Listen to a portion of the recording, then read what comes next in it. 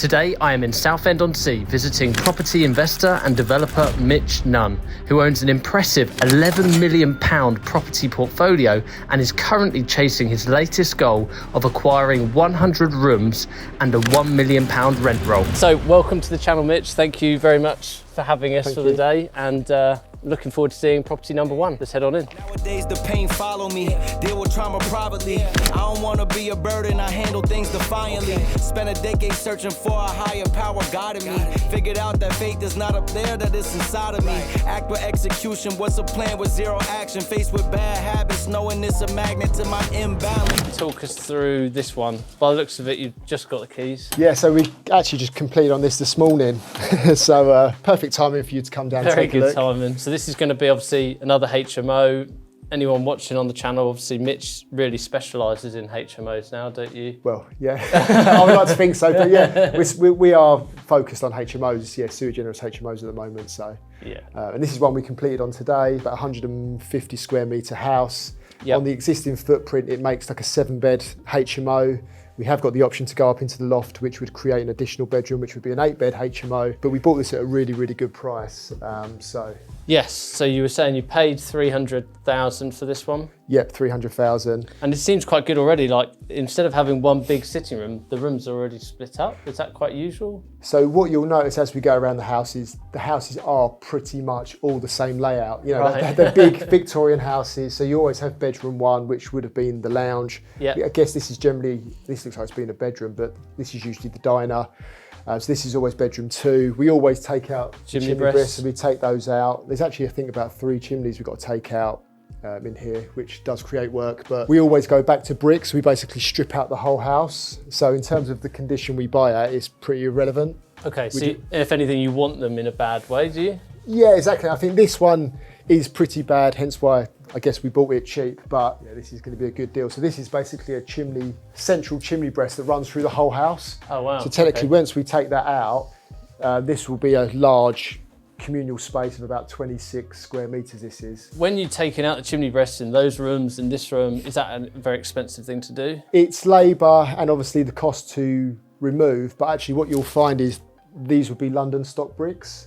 Okay. So you can actually sell the bricks. Oh, right. Yeah, so it depends on the red ones, you get about 60p a brick, Yeah. and the yellow ones you get about £1 a brick. So you can So actually you can actually offset some of the cost in selling the bricks. That's good. But, Yeah. but the thing is, you've got no option. You've got to remove this because you need to maximise the space. So And the question I've heard or been asked a lot over the last couple of years is if you are coming into a house like this that's been here for 100 years, you then take out the chimney breast, which is quite a big part of the house. Yeah. Does that affect the structural, side of it, or? well, I mean, to be honest, this has come up in recent developments. So usually we will just remove the chimney breasts, and then we will also sometimes we'll remove the stack. Okay. Or sometimes we'll use gallows brackets to support the stack.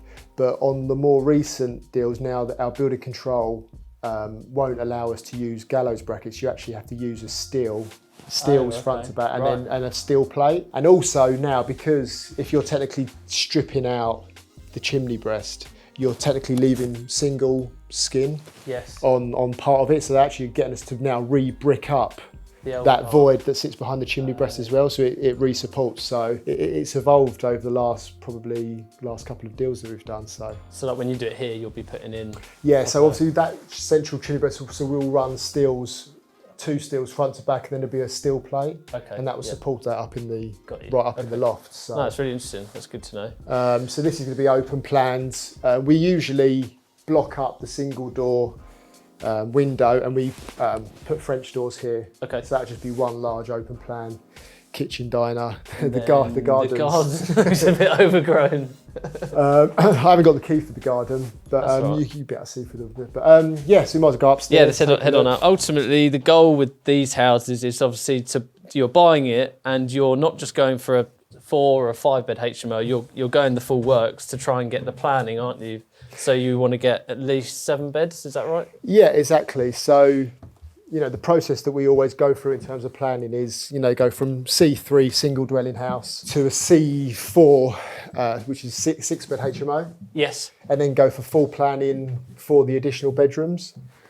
So obviously in this case, if we keep it as a 7-bed, we will go C3 to C4, 6-bed HMO, and then we'll go full planning for the 7th. So these houses, as I was saying to you earlier outside, like as you drive down these roads, yeah, they're perfect for these kind of 6, 7, 8-bed. That's the thing. I mean, you'll notice. I mean, we're going to visit probably 4 or 5 today. Yeah. And they're all within like 2 minutes from each other. Yeah. So again, we always take the chimney breasts out. So just to gain that. Again, as well, when you're placing furniture within a HMO, yes, it just makes life a lot easier if you've got a flat wall than a chimney breast. So. And when you come to like pricing this, so let's say you viewed the property, you're walking around it, and you go back to obviously to run your numbers. Yeah. Are you pricing it per room? Like as in like, right, we normally spend 20,000 per room, or are you pricing it as an overall project? In terms of the cost? Yes, the refurb costs, yeah. Probably just down to experience, because we've done so many of these now. I mean, our cost on this would be about 130 grand. Okay. And I'll know that because we've done another 7-bed up the road. Yeah. And obviously where we've got the build team, we've got labour in-house, so we manage our cost in that respect. So yeah, it's just from experience really. I guess you could work that back to a cost per room. Yeah.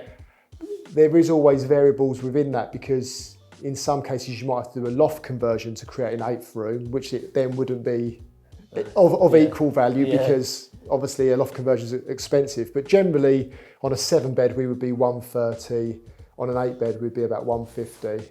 Okay. Yeah, give or take 5 grand probably. Yeah. So this will actually be 2 bedrooms.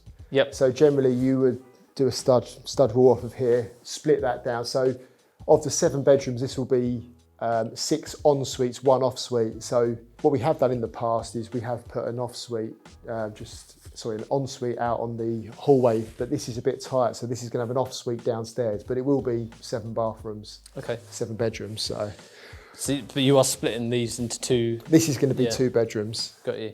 And then the door for this will just come in on there. Yeah, so I think we take out part of this wall, and that creates the access in. We have got the option to do the 8th bedroom, so got good head height in the loft here, so we could have a return here on the staircase, put the stairs straight up and do an 8th bedroom. So we're just contemplating that at the moment. Do we get in and out, 7 beds on the existing footprint, or do you spend a bit more time? I think it comes down to what's in the pipeline and available capital, and also what's in the pipeline. If you've got other deals to move on to, you might, but then again, you'd probably get 70, 80 grand value for the bedroom upstairs on refinance if it's going to cost you 20 to 30 grand to do.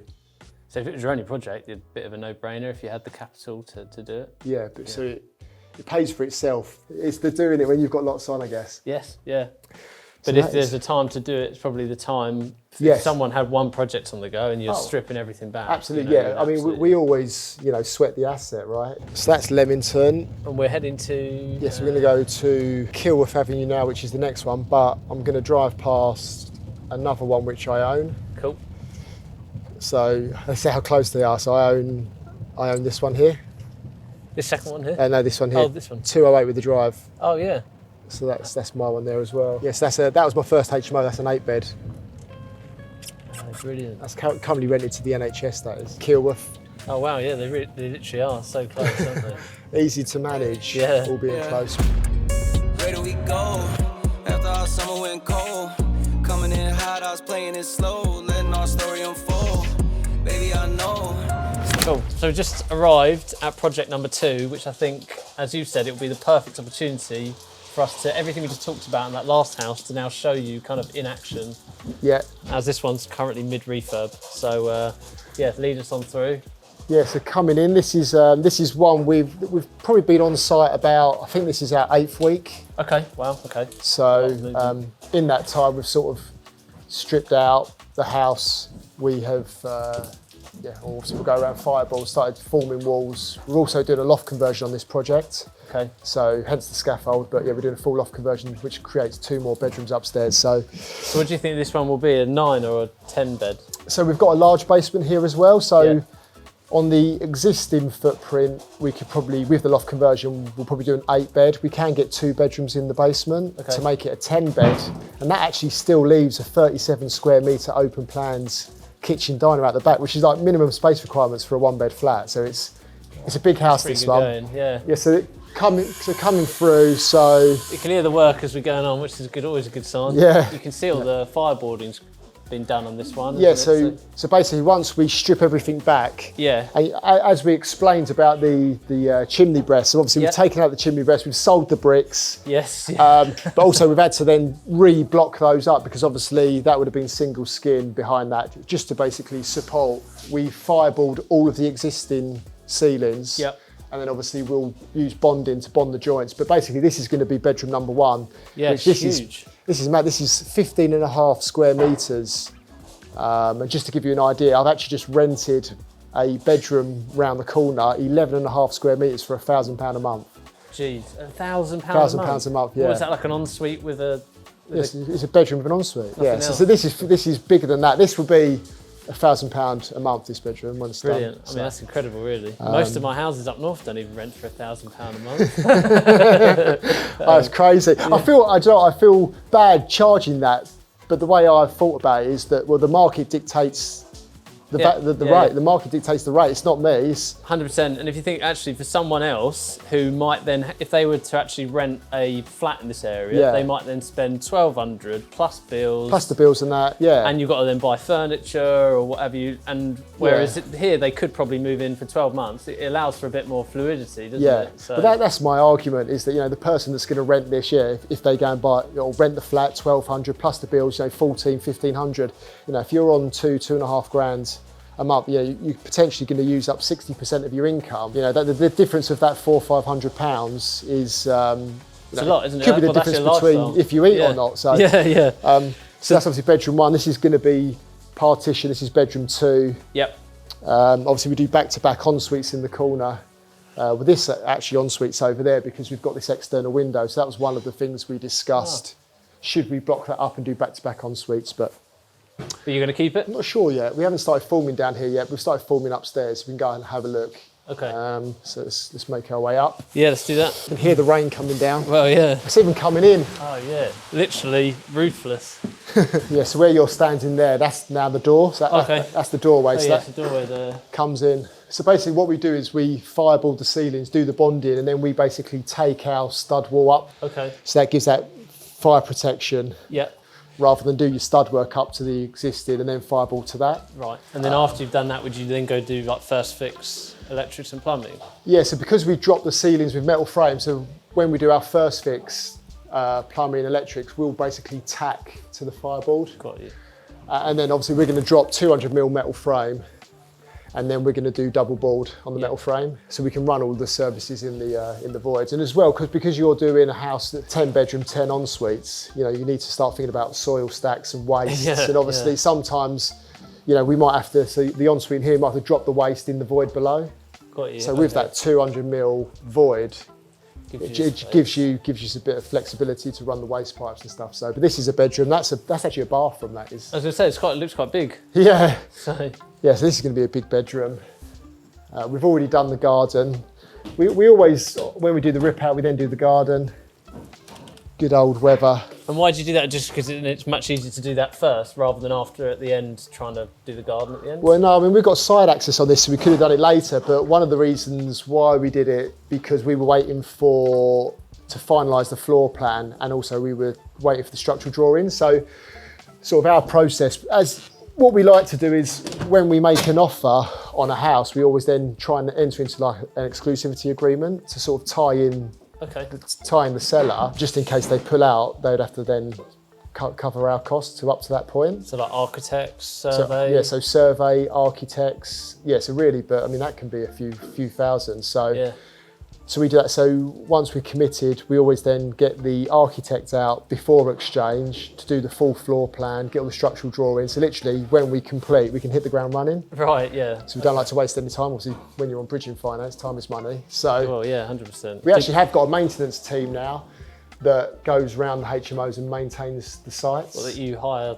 Yeah, so we've employed those. We've got a little van and we've got like a maintenance team. So they'll go around on the day, you know, clean the communal areas of the house, put the black bags out, tidy the gardens. That's a good idea. Yeah, because I mean, you'll see on the ones that we've done, we're also almost like trying to build a bit of a brand around the HMOs and do them high end. So is that's the spaces? Spaces, yeah. So So that's a bedroom. That's a communal toilet.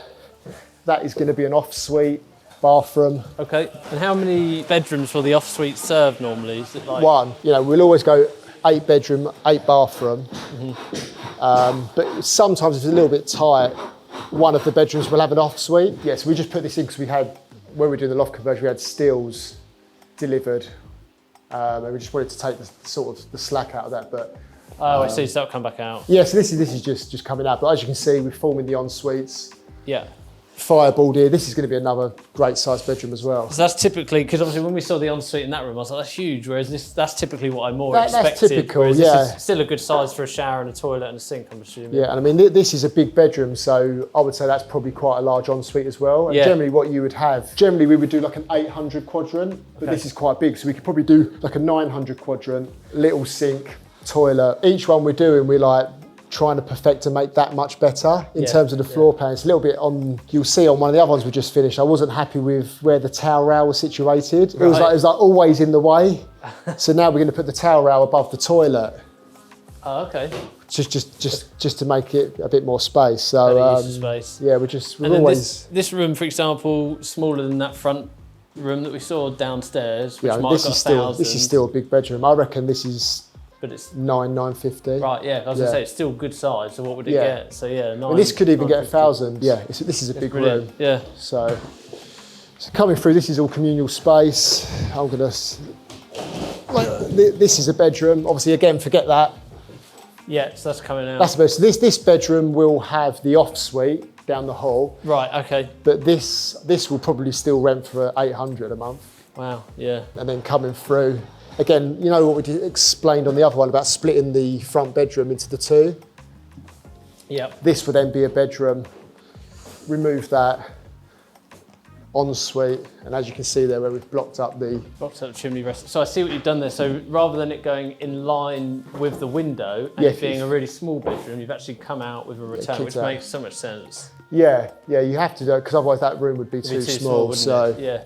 No, it's amazing to see it at this stage in comparison to previous, and then obviously when we go on to the next one, this is great. So if you're brave enough and go up the ladders and have a look at the loft conversion. Get rained on. So the roof is currently off because you've obviously, that was just literally a loft space before. That was a loft space. And you're gonna obviously presumably put a new roof on with a dormer. Yeah, so basically, because obviously this is a house, so we're doing the loft conversion under permitted development. Yep. The staircase is going to go up here, so we've left this return because sometimes you can squeeze an ensuite here. Yeah. So you can have an ensuite there, but obviously we need the space for the return on the staircase. The staircase goes, I think it goes up and in, and this forms 2 bedrooms up there with 2 ensuites, and the bedrooms are circa like 9 to 10 square metres. Okay, so it's slightly smaller, but still good size. Slightly smaller, but good size. So we generally don't do a bedroom below 8.5. Right. Obviously, you can have a single room with 6.4, but we never go below 8.5.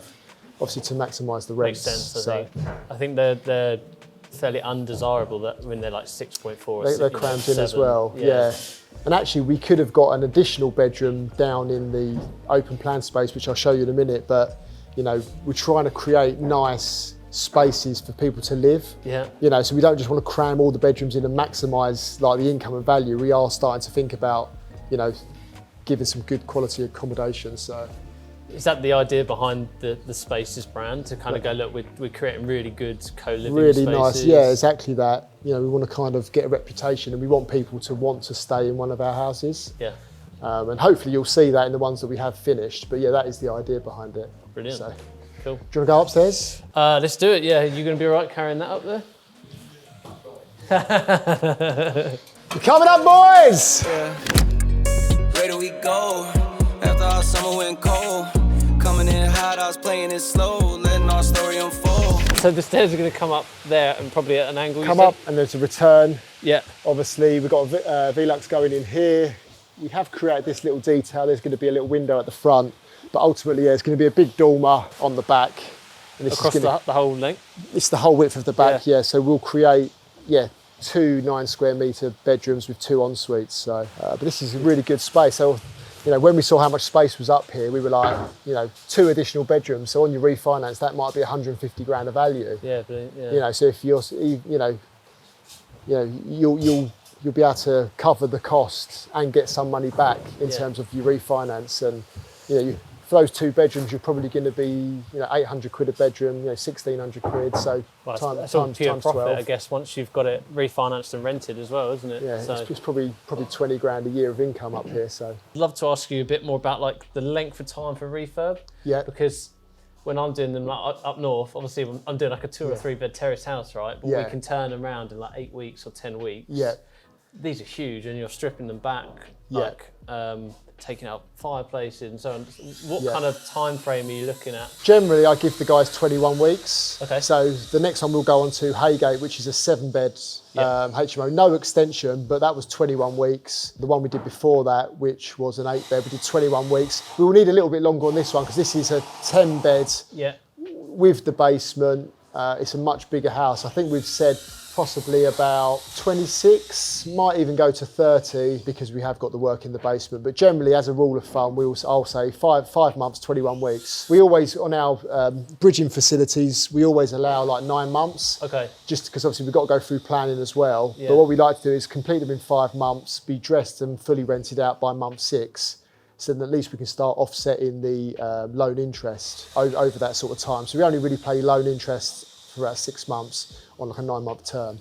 And in terms of like renting them out, is it like they all go like that, or do it take a few weeks? Generally, we'll have a house rented out in probably a couple of weeks. Okay. Yeah, that's staggered. I mean, obviously working professionals, and we're achieving really good room rents. Yeah. I mean, I think the cheapest room's £750, but goes up to like £1,000 a month. So, but there is such demand for them. If you put an ad on, you'll have 100 applicants. Right. Yeah, so it's crazy at the moment. Then you've got to work through all of those applications. Yeah, that's not my job. No, yeah. So you use a letting agent. I use a letting agent for everything. Yeah. Makes sense. Yeah, basically, I'll manage the developments up to the point where we are done. I'll hand the keys over, and I don't want to know about the property again.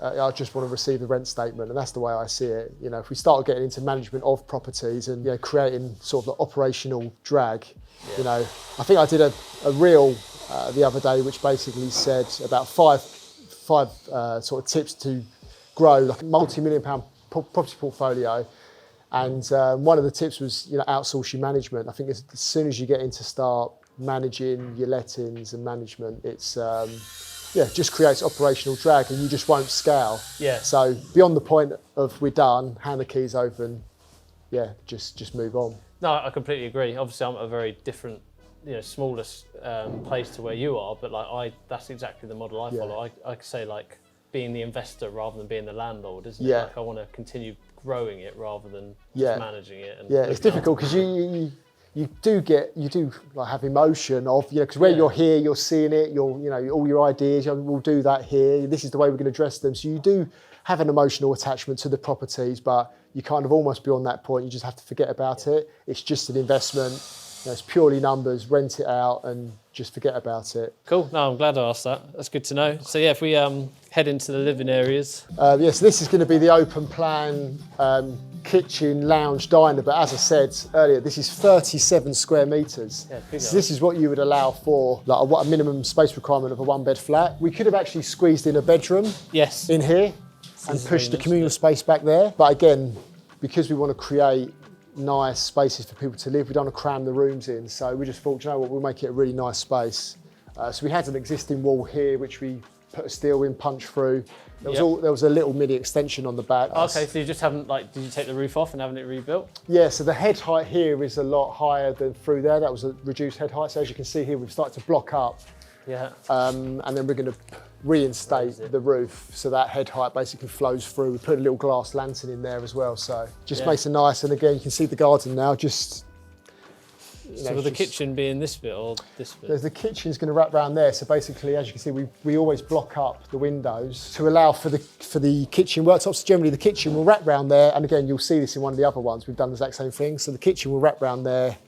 Generally, the sink's under the window. Yeah. We usually break up the space by doing like an island or a return on the kitchen, which you'll see at the other one. So it's just a really good space. So with the basement, you obviously kind of mentioned that you might not do it straight away. Yeah. What will you do instead? Our idea is because we're creating cool spaces with the brand spaces, We just might do a communal space down there. We have spoke about maybe like a little communal gym or cinema room or something like that, because as you'll see in a minute, there's a lot of space down there, but we're a little bit undecided. We're about to instruct a planning consultant on this because there is quite a few steps. So I think what we would have to do to get the 10 beds approved is when we go from C3 to C4 up to 6-bed HMO, I think we will have to have the 2 basement rooms as rooms under PD. Right, okay. And then scale up from that point. But obviously that's why we're going to instruct a planning consultant, because they'll need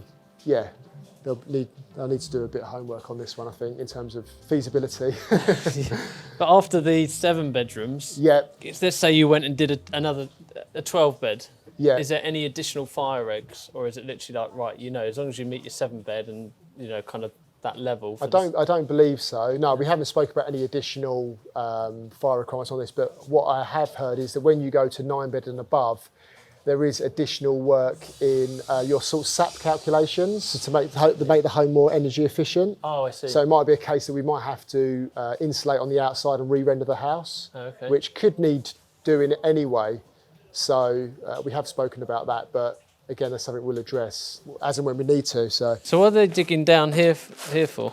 So we've had to do trial pits to see how deep the foundation goes, because obviously, as you can see, we're standing here and we've got quite okay head height, but we're not insulated. So we basically need to remove or dig down and strip out and then basically build back up. Right. So obviously we're going to have some form of tanking, and then our Celotex insulation screed, and basically we'll take it away and rebuild it back up. Yeah.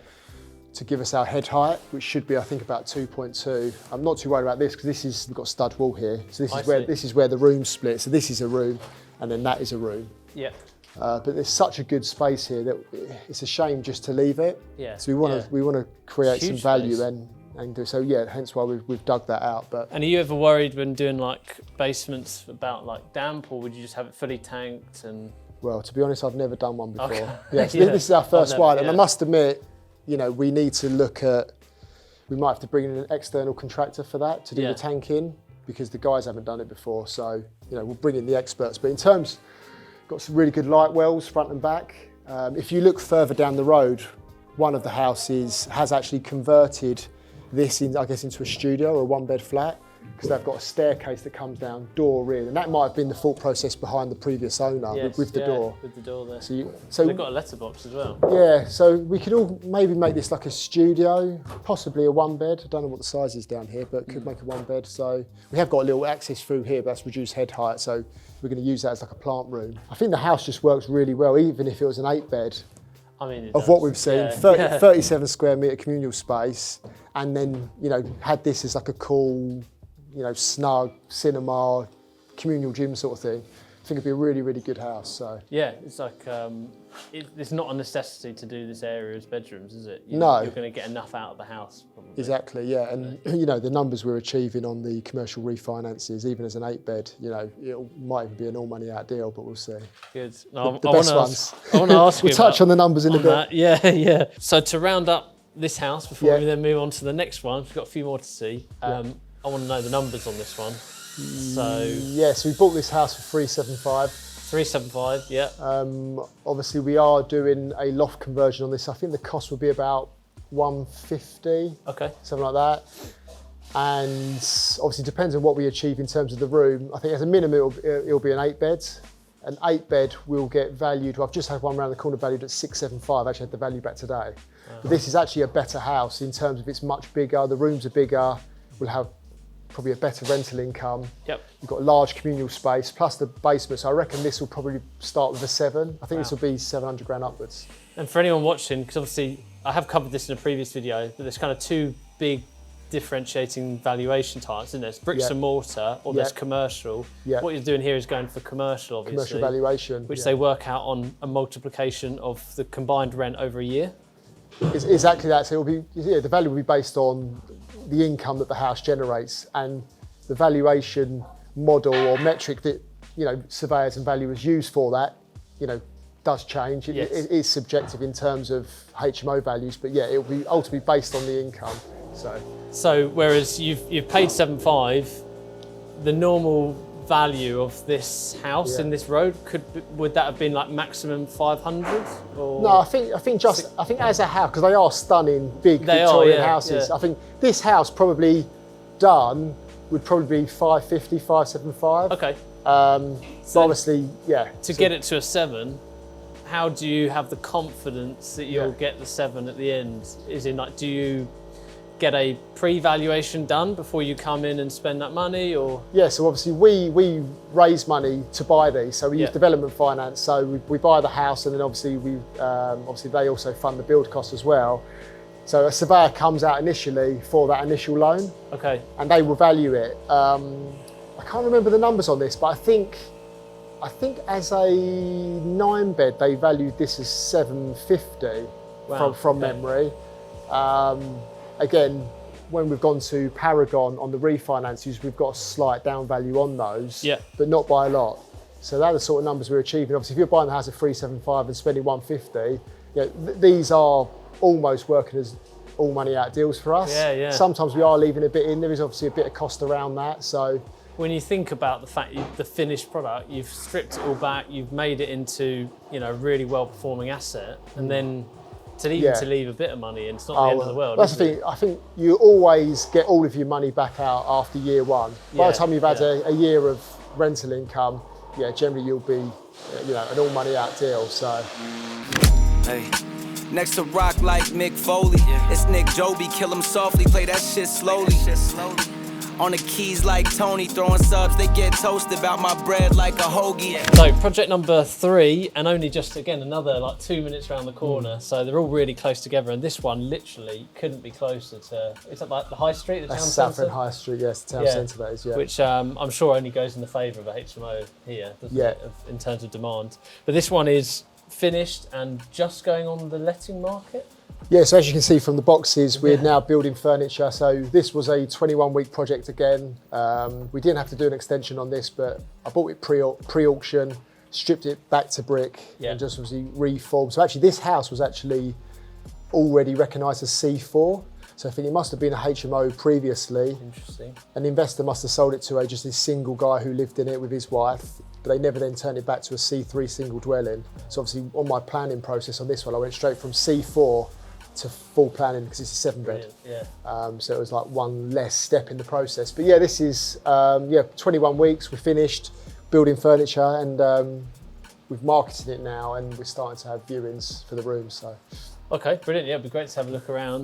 Yeah, so this is again bedroom 1. This is sort of standard fit out. So I have to say that I've been in obviously a lot of refurbs up north, down south, and the actual finish is very high quality. What I mean by it, even small things like the architraves, the skirting.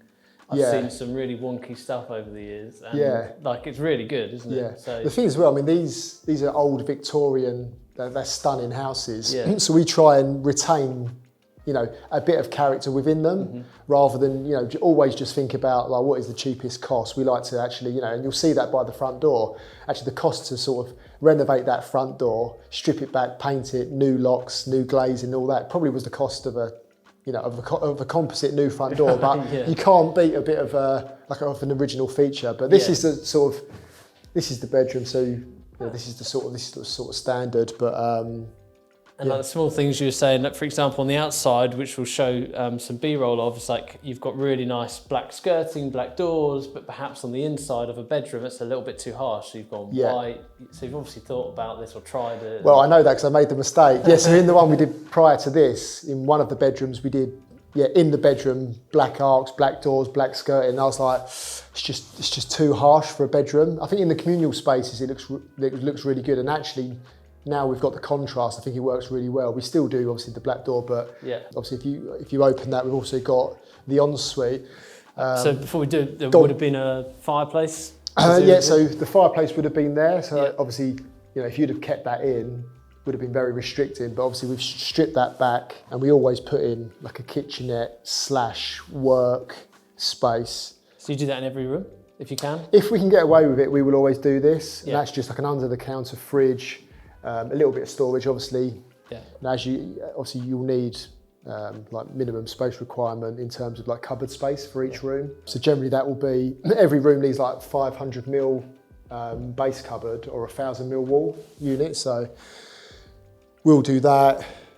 do a little bit of paneling just I like that. just to give it something, and then we just do like a smart TV. So you'll provide the TV. We provide the TVs, So you've got beds, Bed. chest of drawers. chest of drawers, bedside cabinets. We've got a wardrobe, but they've just been delivered, I think, today. Okay. So you literally give them everything. Yeah, we can. So in terms of the bed, we will provide the bed, the mattress, and mattress protector, but we won't supply the bedding. So when someone moves in, they'll have to supply their own bedding. That's fair, isn't it? Just because, but I think we've even done like little details like this, because these are UPVC, so you just do like plastic trim. Yeah. But we've actually done like architrave details. We've actually done like a nice detail down here. No, that's brilliant. Again, we're just going that next level. We also do vinyl laminate flooring.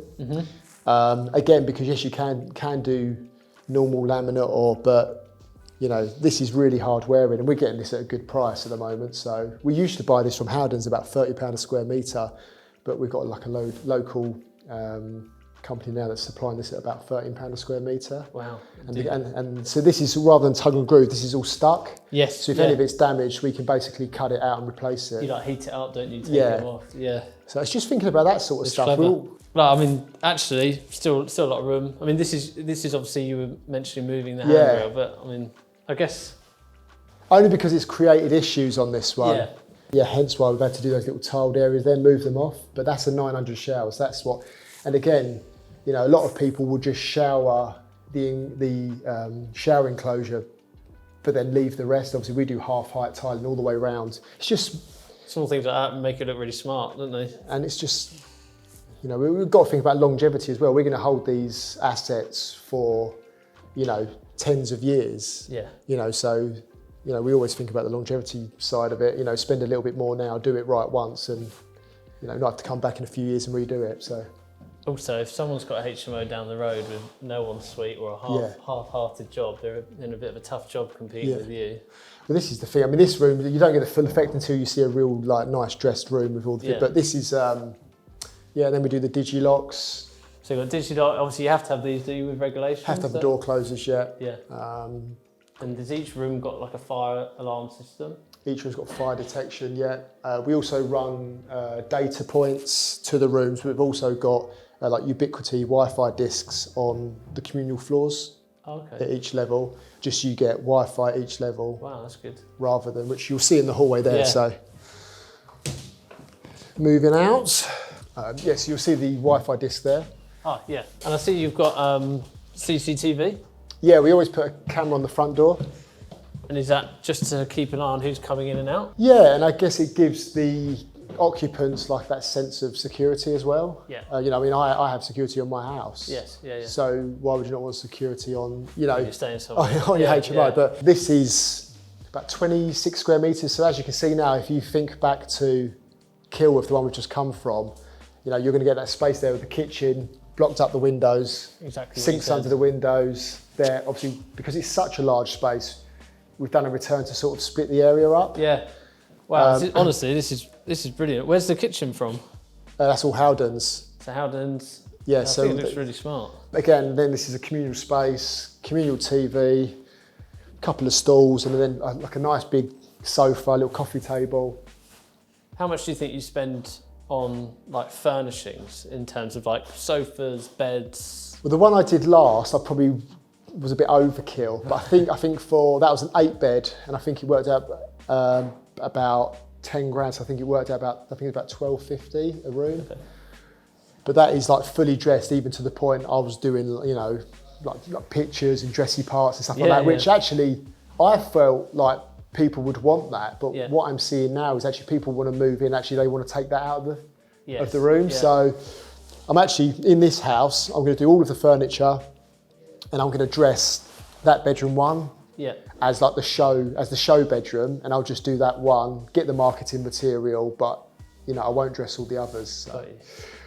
Obviously, again, we did like the courtyard style garden. Yeah, it looks really similar to the last It's a much smaller garden, but again, for a HMO, it just works. And obviously, one of the planning conditions will be that we've obviously got a bike store. So that's one of the conditions they put on it, is it? Just that if someone's got space? So we'll have a bike store, bin store. So when you go to sui generis HMOs, they'll expect you to have a bin store, bike store. And actually, when I was looking through a lot of planning sort of cases for sui juris HMOs, if they are declined, a lot of it comes down to like a technicality whereby the architect hasn't, stated there'll be a bin store or a bike store, or one of the rooms like fall under like minimum space requirements. So yeah, bin store, bike store are quite important. So nice old fireplaces out there. yeah, we're collecting those. I think I've got about 7 now.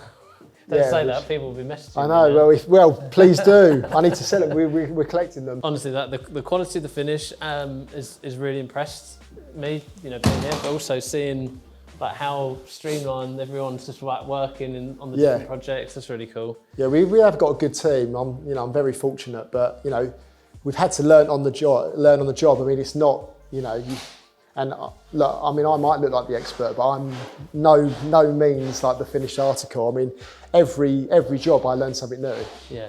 But that's the beauty of property, I guess. You're always learning. So 100%. Seeing like a kitchen on like a house, obviously it's 7 beds plus. Yeah. Again, for it to be a commercial HMO, am I right in thinking you've got to have like the dual sinks, the dual ovens, the dual washing? Is that right? Yeah. I mean, obviously I can see it in front of me, but yeah, that would be the requirement. I mean, obviously, if you're going to get into these size HMOs, study, the national guidelines for HMOs, because it will state all of that in terms of room sizes, if you've got a room and a toilet, all different, because HMOs, they vary. So you might have en suites, off suites, you might have kitchenettes, but generally, as you go sui juris, you double up on everything. So, I mean, you've got double fridge freezers there, right? Double fridge freezer, double sink, double washer dryer. Yeah. So that will wash and dry.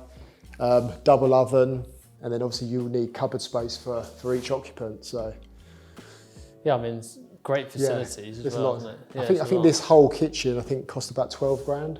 Okay, which is actually, there's a lot in it. There's a lot in it. So and then obviously we do the little kitchenettes as well. But I mean, you can see the level of, because again, people don't see that. They just think, oh, what's 7 en suites? But the level of detail that goes into something like this. Because obviously, if everyone wants to shower at the same time, you've got to have 7 lots of hot water. I ask you about that today. So, wow. Yeah, so obviously in Kilworth it will go down in the basement out the back. Yeah. Here we've had to create this space.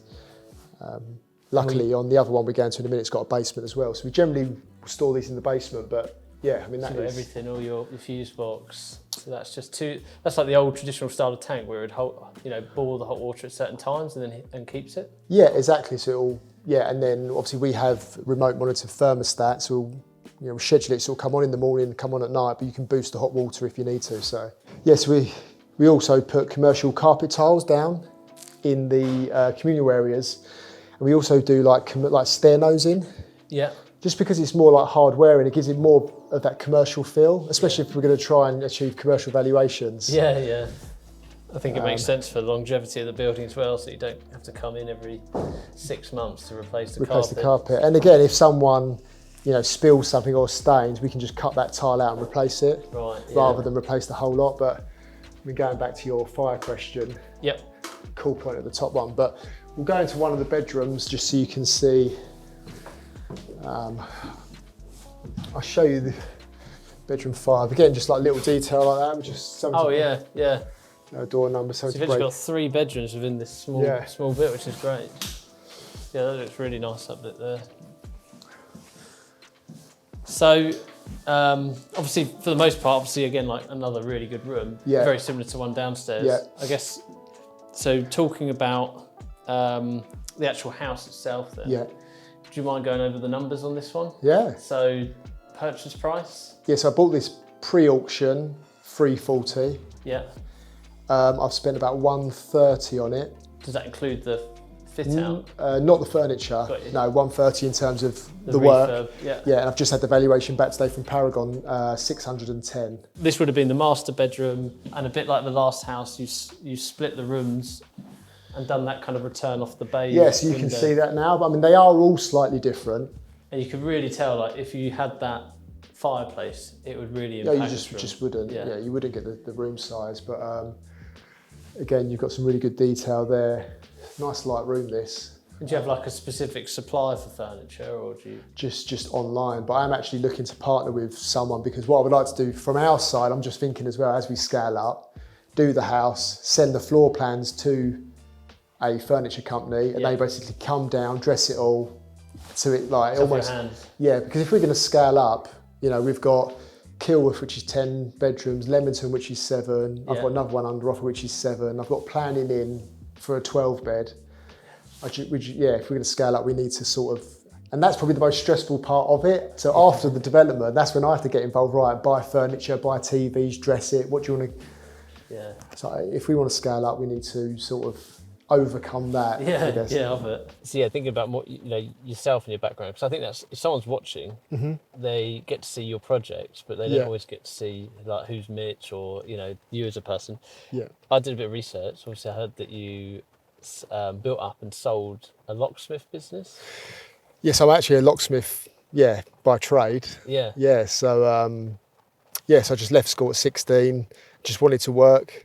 I think at that point I said, I want to go out and do sales. And I remember going to the job centre and they said, oh, well, there's this job at a locksmith shop. You could do sales and also learn a trade. So I thought, well, that makes sense. So, was a locksmith probably late teens, early 20s. I then, left there, set up my own locksmith business. Yeah. But then that kind of evolved. I then met a partner, which was Neil, and then I sort of folded my locksmith business into a larger sort of facilities management / security business. And so that was 2012, and we kind of scaled that up over 10 years. We had like 25 employees, probably did like 3.5 million of turnover. And then we exited that. So we sold the business in 2021, and I had to work till 2022. March 22, So, and obviously I've been unemployed now for about a year. Unemployed. Unemployed. Fun employed. Fun employed, yeah. So I did that, but Wow. also we set up another business, I think it's 2014, and we exited that as well, which was a residential block management company. Right. In this area? Yeah, all over Essex really. So we had about 60 sites, 2,000 units, and we sold that to like a nationwide property management company in 2019. So I've set up and scaled and exited 2 businesses. I kind of did a little bit of property on the side of that, but obviously now I've obviously exited the business. I'm now full-time property. So, But when you say a little bit of property, I still don't feel like it's a little bit. It's like you mentioned Portsmouth and Warrington. yeah. So I mean that's where I first bought property down in Portsmouth. So I had about 15 to 18 properties. I have been selling those off because they've been in my personal name. Right. But I've also got about 30 properties in Warrington, and then I've got a lot local. So that's almost my 2 strategies now. Buy up in the northwest. I know that you invest in the northwest, so Yeah. purely buy in the northwest, purely for yield. So as we said, you achieve like 9.5, 10% gross yield. I know we was getting mortgage rates at like 3-4%. So I know that's 5-6% now, but I'll just buy out there purely for yield, no work, just buy something, buy to let, rent it out.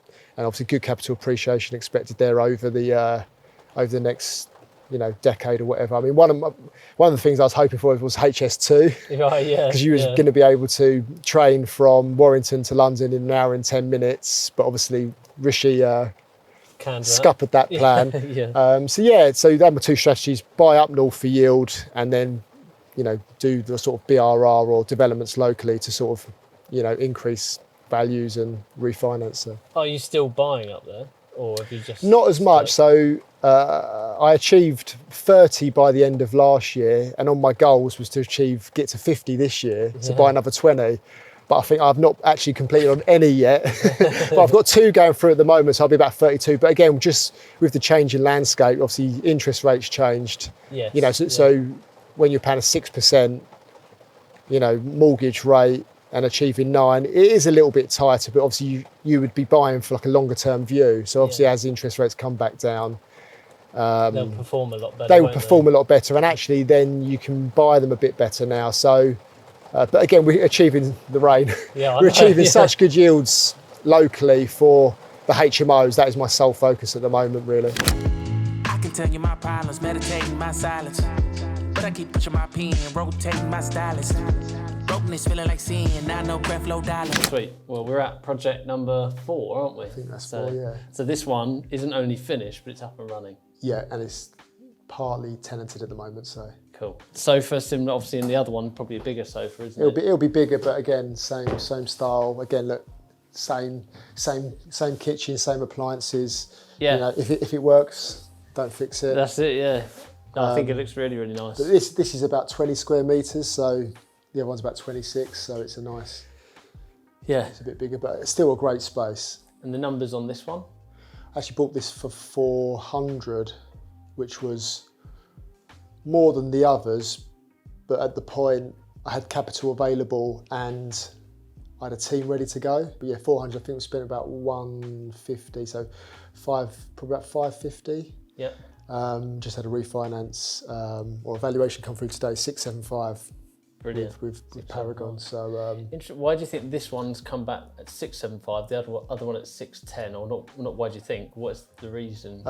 This one is an 8-bed HMO. The other one was a 7-bed. So again, you know, it's commercial valuation. This one would generate more rent because of the additional bedroom, and you know, thus, you know, a higher valuation. So. And for anyone that's watching and maybe wondering, like in terms of, obviously not to get too personal, but in terms of like the finance to deposit, you know, putting a deposit down. Yeah. So if you're buying them with bridging, which we've discussed, and you put down 30%. Yeah. Is that money that you've had from selling the business as we discussed? Is it from other property? You know, what's? Yeah, I think it's from selling the business.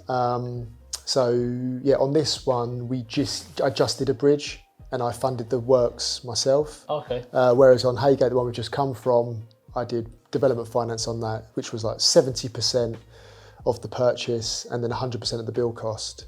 Yeah. So it depends, because obviously a lender will only lend you based on the planning that it has. Mm-hmm.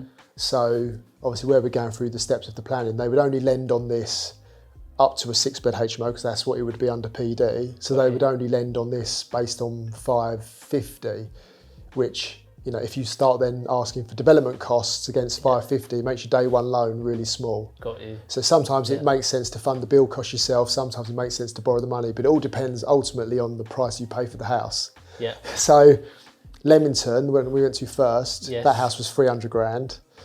So because the house is a lot cheaper, even if we value it as a PD 6-bed HMO, it still makes sense for us to borrow the build cost because we paid a lot less for the house. Right. Okay. So, but if you bought one, you haven't got the planning to do it, then to go and ask them for 100% of the development cost is a lot harder, or it's not. Yeah, they will only lend you based on what the planning it has. So, no, like, if you want to go for 7 or 8 bed, they'll only lend you based on a 6-bed valuation, because that's what you can achieve under PD, unless you did it like subject to with the vendor. Yeah. Go through the planning steps first. Once you've got planning, then purchase it, and you'd be able to borrow against the full end value. Right. If that makes sense. So. And if it does have the planning, that they're fairly open to it, or is it really hard to get? No, it's just development finance. So, you know, they basically lend 70% of purchase, 100% of build cost, but up to 65% of GDV. Okay.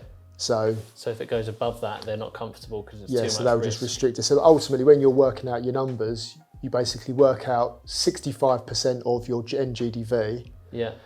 There's lots of numbers in here. 65% of GDV, and then basically work backwards. So you would then take out your build cost, take out your loan interest over the term, and then you would work out what your day one loan would be against the property.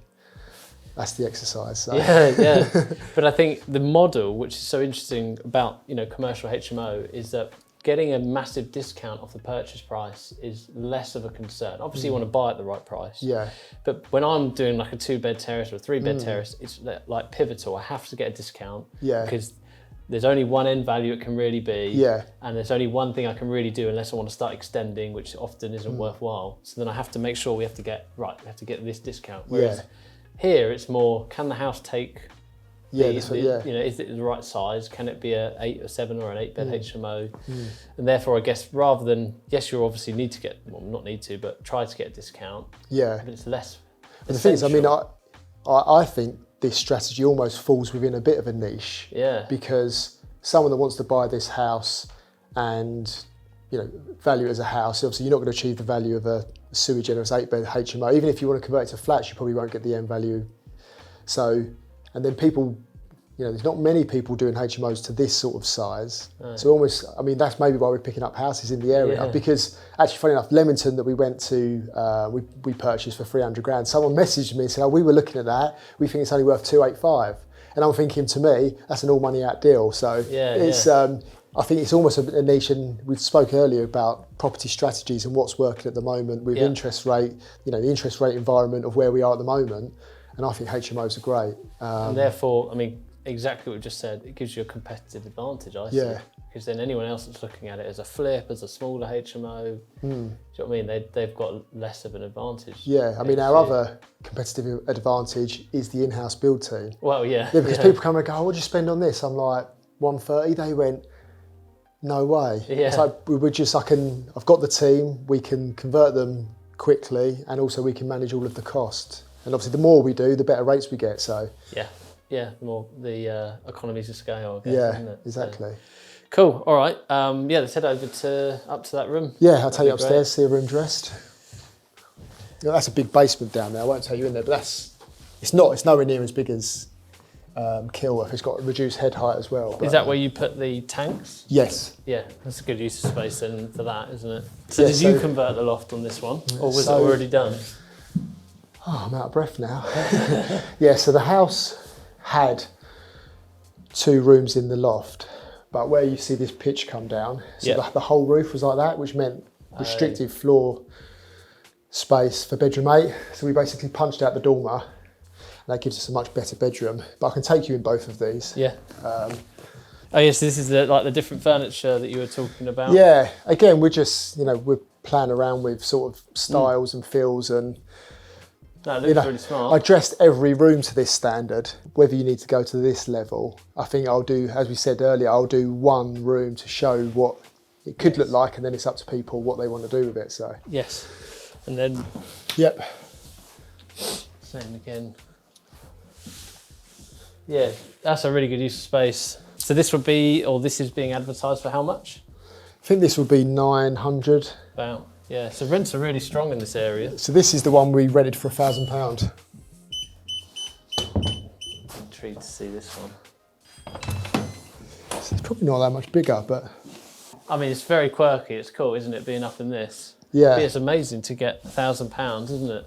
I guess you could go straight from C3 to sui generis HMO, to save time. But one of the concerns is that, the council might turn around and say, oh, well, actually, no, it's a loss of a family home. Whereas if it's already a recognised C4, it's already a HMO. And also going from a 6-bed to an 8-bed or a 6-bed to a 7-bed is going to be a lot easier than a C3 up to an 8-bed HMO. So if you wait a couple of months in between, then you submit your planning. As you've already mentioned earlier on, you're still going ahead of all the building works. Yeah. What happens if you get to the end and you're ready to rent it, but the planning's not signed off? We'll just rent 6 of the bedrooms. Got you. Yeah, so we still apply for our HMO licence as an 8-bed HMO, but we only occupy 6 of the buildings until planning comes through. But obviously the idea is that when we rent 6 of the bedrooms, we're offsetting the loan interest on the bridging finance. And if we're converting a house within 5 months and then say a month to dress and rent, we're only paying interest on 6 months of the facility. We start generating income from that point. As well, if you don't get planning first time around, you have to go to appeal. Obviously, you want to be rented out through that period as well. So you live and be cash flowing through that even on the bridge. Yeah. But the idea is to try and get planning. So. No, that's great. I think if I was about to go and do one, I'd be concerned about all the more details like that, and how do you keep the project moving so it's not just sitting there on a bridge for a month empty. So that's really interesting. Life theories, this nice delivery got me rated. Banana berries and smooth metallys overdated. The gelato is white cherries. Yeah, I'm more than faded, drifting off in the 5 Series. Cool like rollerblading. So this is going to be another 7-bed? So not going to be another 7-bed. Probably would just do it as a 7-bed, but we have got the option to go up into the loft and make it an 8-bed. But again, nice property. Paying a little bit more for this one over Leamington, but I think it is a better house in terms of what it is. It's obviously, I guess, is it semi-detached rather than mid-terrace? Again, it's just that same layout: bedroom 1, bedroom 2. Take out the central chimney breast, open plan kitchen, upstairs bedroom. So it's just they're so deep, aren't they? The houses, because you look from the front, you think, well, it's quite narrow, but then they go back so They're far. just really deep. I mean, that must have had a double-story rear extension, but Oh yeah. Oh, it's not worth doing, is it? no, not to nick that little bit. But again, you know, we'll knock that through. French doors out the back. Again, nice big garden. So if someone was, obviously we spent the day, we've talked a lot about the projects, we've talked about financing them, different things, but if someone is nearer the start of their journey, Yeah, or if you were nearer the start of your journey, let's say, let's reframe it like that, yeah. where would you say is the best place to start? Would you jump straight in with HMOs? Would you go down the route of buy-to-let, BRR? What's your views? Yeah, I mean, it's like when the message someone says to me, "Oh, I want to get into property," and that's almost like saying, "I want to play sport." It's like, well, which one? Because there's so many different strategies, and I think there's questions you have to ask yourself first to establish what strategy is best. Yes. And that can be, you know, do you have access to capital? How much time do you want to spend on the property? How much experience do you have? You know, what is your end goal? Is it a flip? Do you want capital appreciation, or do you want yield? Do you want to leave your job? And then you need to ask all those questions. You'll come back to something. But I do think that, you know, we spoke about the entry level strategies at the moment, which is basically, you know, rent to rent or deal sourcing. Mm-hmm.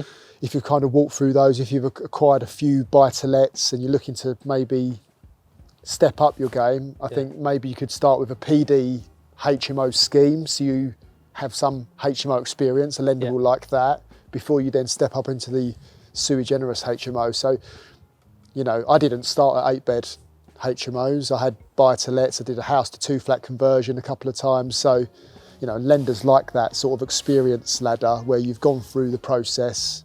You know, if you jump from buying a buy-to-let to a sui generis HMO, they will ask questions. So, yeah, I just think, you know, take your time and learn on each deal, and, you know, you become more experienced and then step up to this sort of thing. Agree. I think you've answered that in the best way possible, because it's a very generic question, and you're kind of subject to knowing so much about someone's personal lifestyle. But I think for anyone looking to do this size of projects, I mean, I've learnt so much today, and I think they really do have to follow you. And I think this is a great time to plug it, that you've got a YouTube channel, you're documenting these projects, aren't you? Yeah. And you're going into some of the niche topics like fire regs and stuff like that around it as well. So, how can they find you?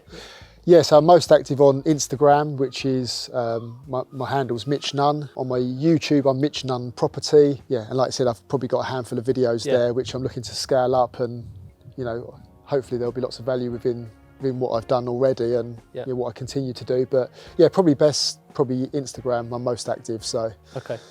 Yeah, well, no, thank you, very much for showing me around all these projects today. It's been so insightful, and I think I've learned so much just from being here and being on site. So I highly encourage anyone to follow you, and just want to say, thank you for your time. Thank you. Pleasure.